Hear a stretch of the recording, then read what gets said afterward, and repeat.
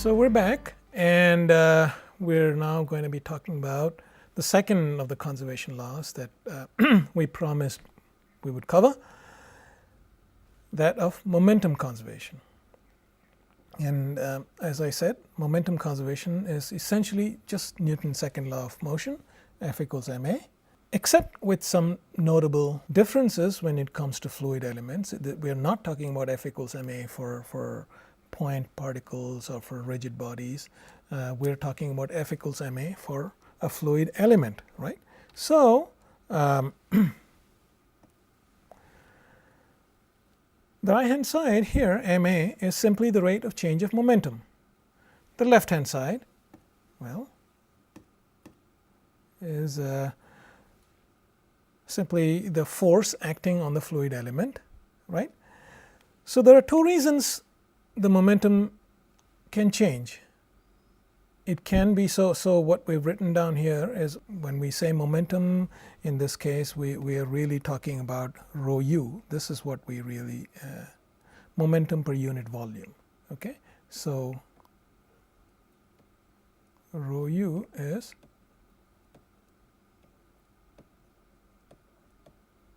momentum per unit volume, right? So this momentum per unit volume, when you integrate over a volume element, it becomes simply momentum. So the momentum can change because there's an intrinsic, there's a d over dt kind of, there's an actual change of momentum within the volume. It can also change because there's a flux of momentum through the bounding surface, right? You know, in order to get the mass flux, mass flux was just, you recall, for instance,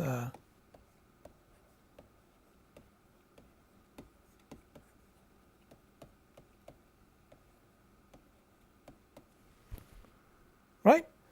And momentum flux,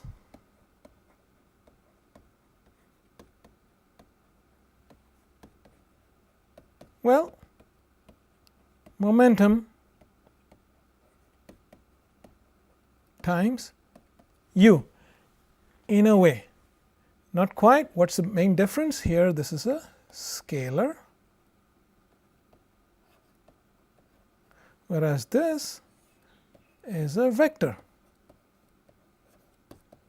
So therefore, the momentum flux, while mass flux is a vector,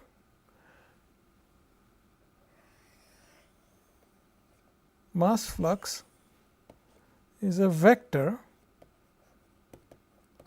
but because momentum itself is a vector, momentum flux is essentially rho u u, where it's not a u dot u, it's an outer product, not an inner product, and so this is a tensor. We will discuss this. We will sort of specify what exactly rho u u is, and we'll come to it. But just wanted to draw the analogy. In order to get the mass flux, you simply multiply the mass density with the velocity. In order to get the momentum flux, you simply multiply the momentum density with u, momentum density, sorry.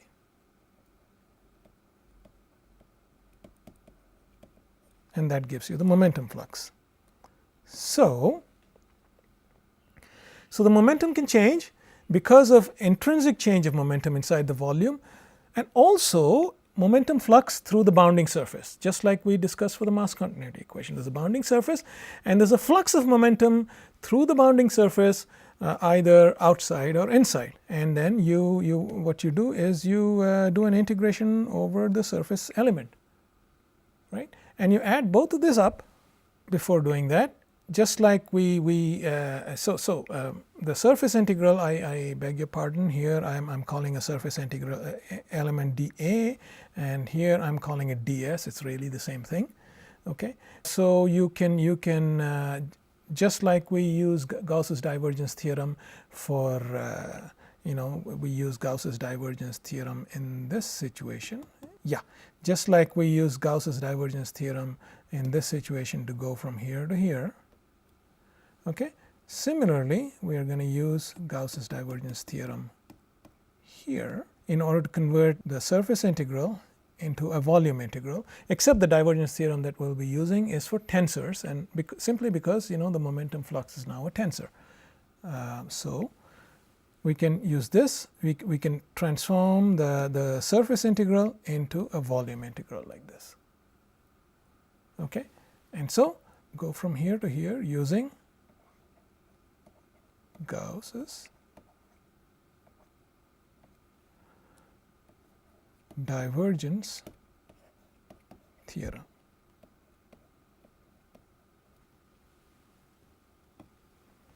So the rate of change of momentum is this. Now notice how similar it looks to what we wrote down for the continuity equation, for the mass conservation equation, except instead of just rho, you have rho u, right?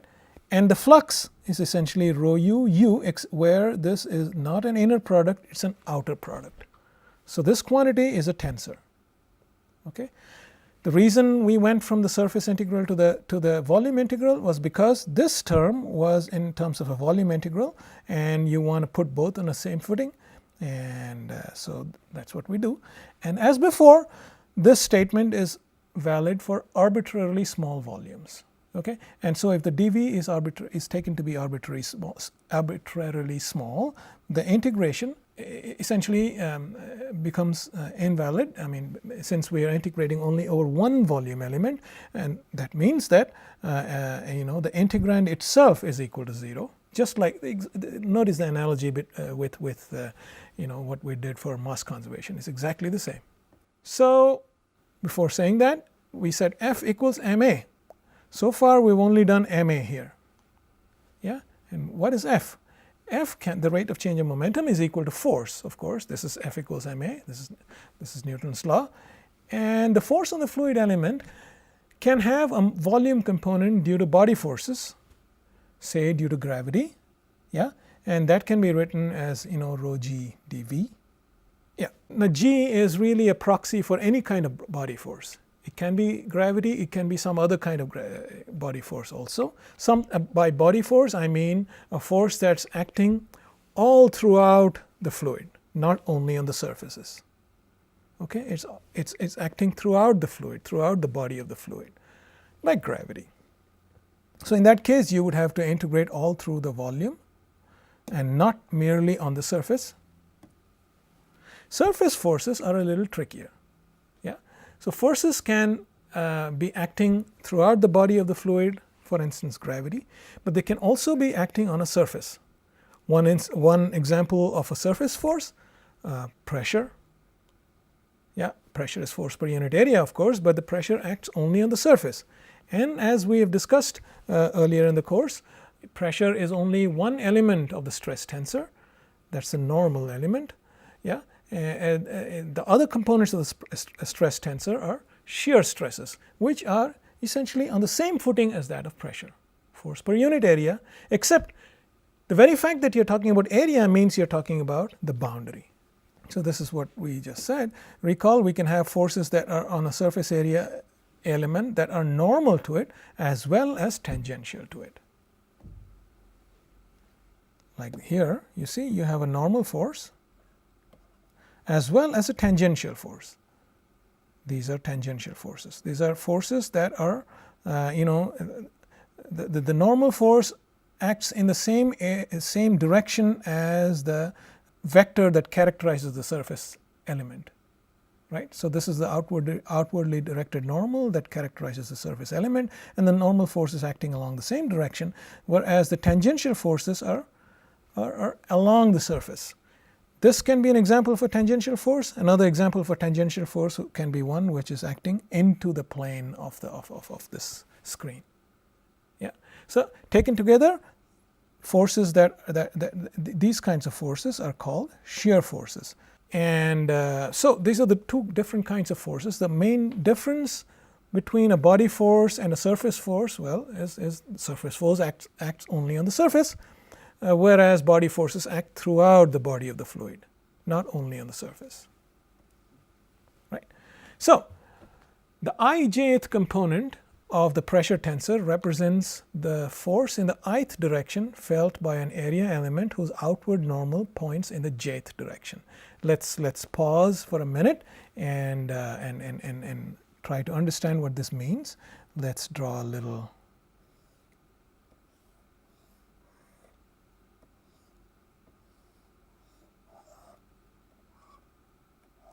box like this, and so let's say x, y, and x cross y would be, I believe this would be z. Yeah. So you can have a force that's acting like this. You can also have a force that's acting like this, right? So force in the ith direction, suppose this is the I direction, and the area element is characterized also by the I direction, in which case the force would be P I I. And anything else, any other force like this would be something like a P I J. Okay? And the J would be something like this. So if that's the ith direction and this is the jth direction, yeah. So the J in this case would be along the y axis, and the I would be along the x axis, right? So something like this would be pxx, whereas something like this would be a pxy or pyx, right? So that's all this is. This is simply accounting for the fact that you can have there is something called a pressure, which is ultimately at the end of the day it's a dF over dA, except the direction of the F and the direction of the A need not be the same. One can be along I and one can be along J, and I need not be the same as J, in which case you need to have something in between. This is just a matrix multiplication, right? So this is a vector and that's a vector, so by necessity what's in between needs to be a matrix, and the elements of that matrix are the elements of the pressure tensor.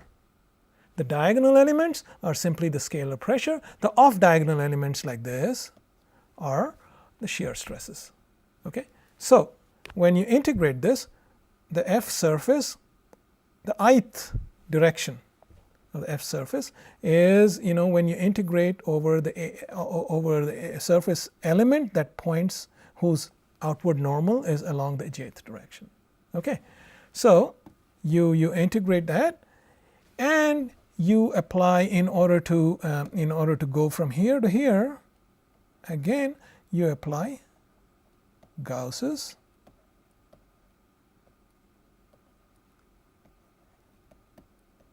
divergence theorem. It's the same thing. You went from an area integral to a volume integral, and this thing is nothing but a divergence. Okay, just written in a different kind of form. This is just a divergence. So it's the same thing. You went from an area integral to a volume integral, and in doing so you would encounter a divergence, and this is just that. So this is just an application of the Gauss's divergence theorem, right? So the total force on a fluid element would be a body force and surface forces. And by using Gauss's divergence theorem, you convert the surface integral into a volume integral like that. The advantage being you can put both of those on the same footing, and you can have a volume integral for the whole thing, exactly like we did for the mass conservation equation. No difference. Okay, so this is the total force. So this is the F, and we did the ma here. So we equate this to F. Yeah. So this is the finally the when I write divergence of P, the P is really a tensor. So the divergence of a tensor is defined by this.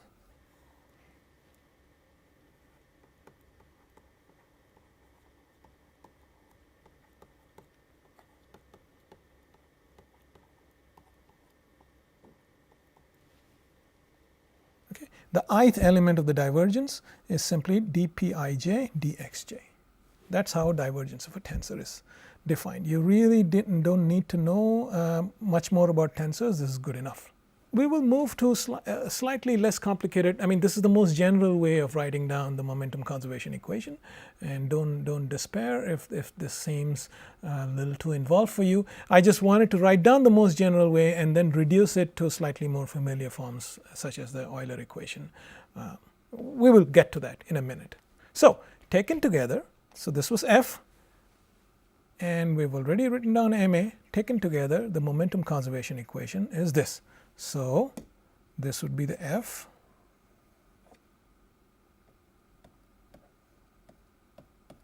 and this would be the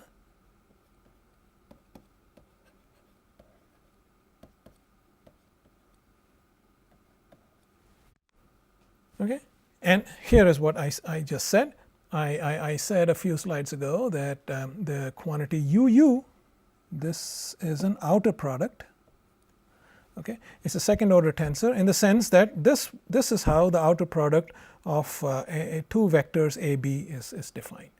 Yeah, and this is the matrix a1 b1 a1 b2 so on and so forth. So that's what UU is. If you're wondering what an outer product is, well, this is an outer product. Okay. Now, does this look familiar?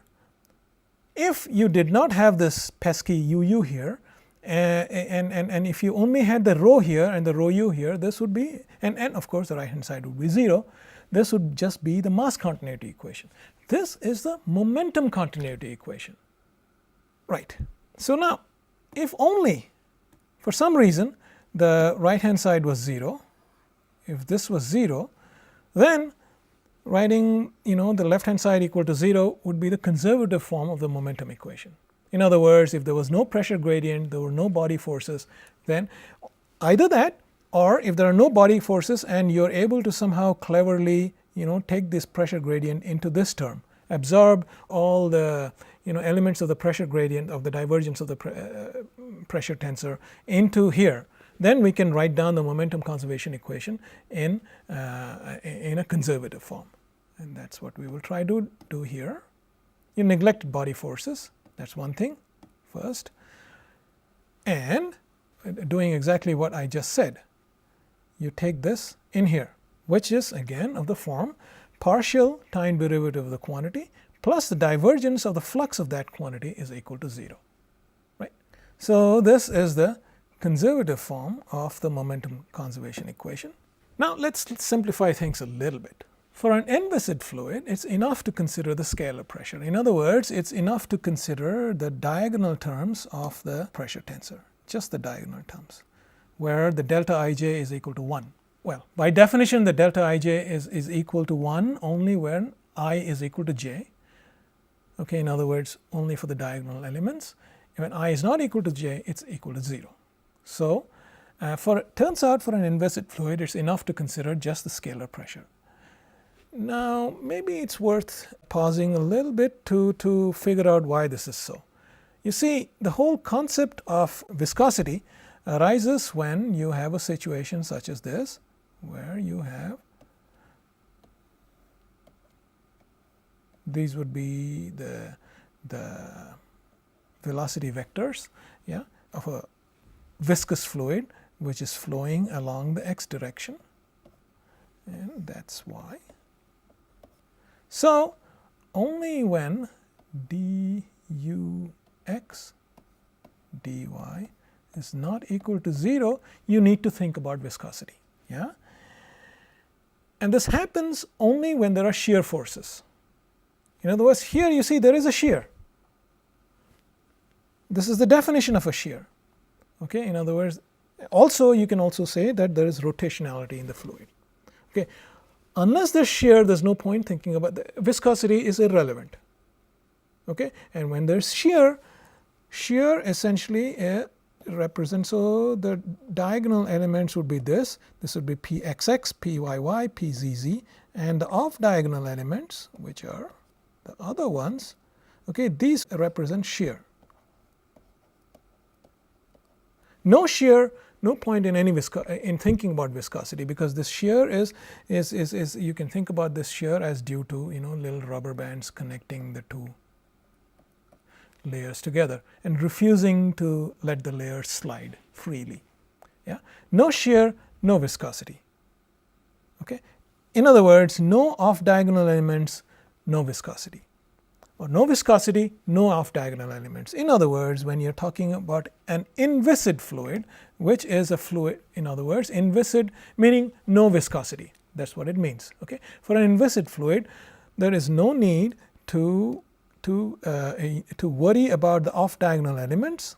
It's enough only to consider the diagonal elements. In other words, you can write the P tensor as some scalar times delta I j. So, which is non-zero only when I is equal to j.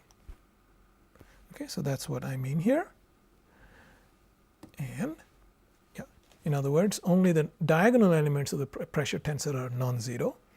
You realize we are simplifying things from what we saw in the last slide, where we retained everything in Pij. Okay. Furthermore, we expand this. This is still the most general equation. We expand this and use the mass continuity equation. You use the mass continuity equation, which was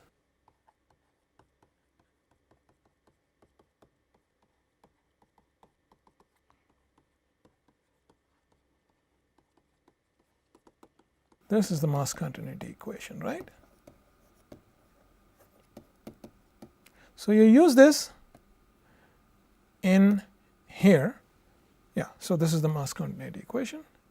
You use this in here. Okay, you expand this out and you use this in here to get what's called the Euler equation. Okay, so there are three things that you need to consider. Number one, the pressure tensor is greatly simplified in that only the diagonal elements are important, right? And really that's the main thing. And the second thing is you do need to use the mass continuity equation. Okay? And then the momentum equation becomes this, and this is called the Euler equation. And the Euler equation is valid only for inviscid fluids. In other words, situations where the viscosity is not important. And it becomes like this, and there is a simpler form of the Euler equation which you will find in Arnab Rai-Chaudhury's book. It follows the Lagrangian treatment. In other words, you write down an F equals ma sitting on top of a fluid parcel. And right, keep in mind that the Euler equation is valid only for inviscid fluids. In other words, fluids where the viscosity is negligible and you can really set the viscous terms equal to 0. Equivalently, the off diagonal elements of the pressure tensor are 0, and only the diagonal terms are non-zero. Else there are additional terms in the pressure tensor which involve viscosity, and you get the Navier-Stokes equation. So, the Navier-Stokes equation is a momentum equation when you include viscosity, and the Euler equation, which is this one, is valid for situations where viscosity is not important. In other words, it's valid only for inviscid fluids. So, we'll stop here and we will consider a few other aspects before we move on to the full Navier-Stokes equation.